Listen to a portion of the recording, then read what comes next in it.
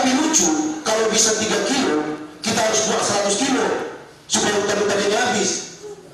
Nah, ini yang lucu. Dan ini cara-cara mencuri kayu dari Riau. Kenapa saya bilang begitu?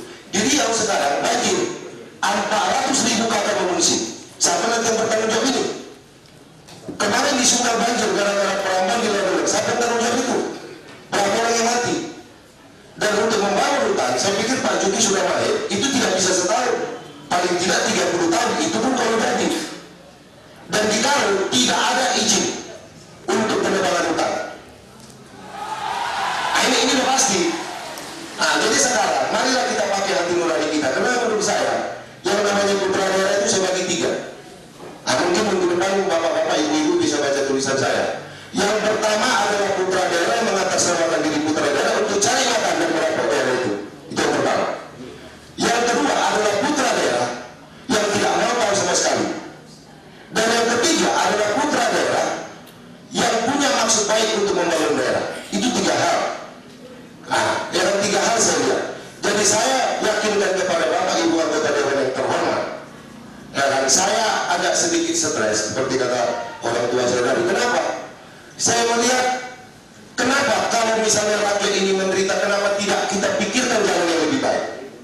Nah, kenapa tidak kita pikirkan? Kalau ini nanti bapak tonton di sini ini 80 meter kiri kanan hutan ini ramah, dan itu dikeluarkan termasuk di sini ada nomor-nomor beta mobilnya. Itu sesuai Pak. Ah, yang benar-benar. Jadi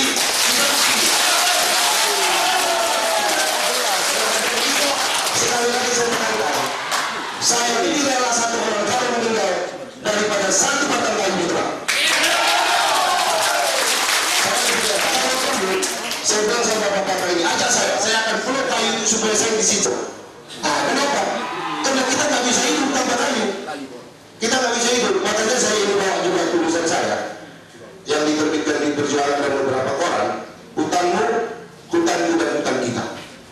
Betapa sekarang negara-negara yang merambah hutan tanpa terkendali menyesal mereka. Mereka nggak bisa buat apa-apa. Dan ini hanya mengayakan individu. Dan saya yakin karena saya kebetulan sebagian besar anggota dewan ini ada orang tua saya dan bapak-bapak saya.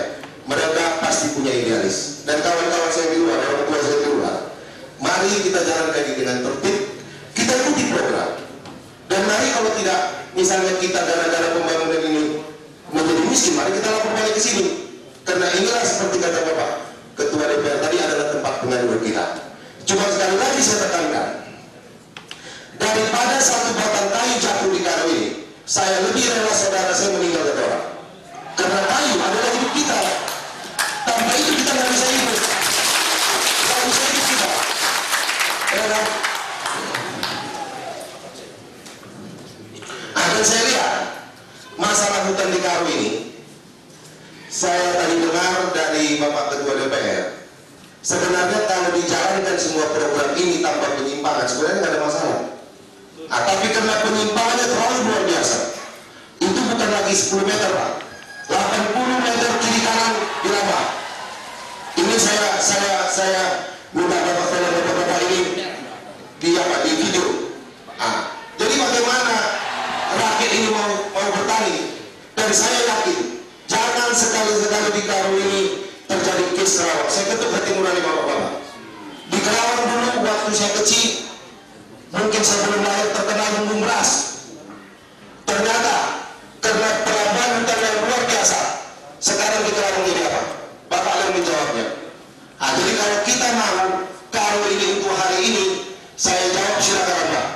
Tapi kalau kita mau Karo ini untuk anak cucu kita, lebih bagus 1 saudara kita meninggal daripada 1 batang kayu jatuh.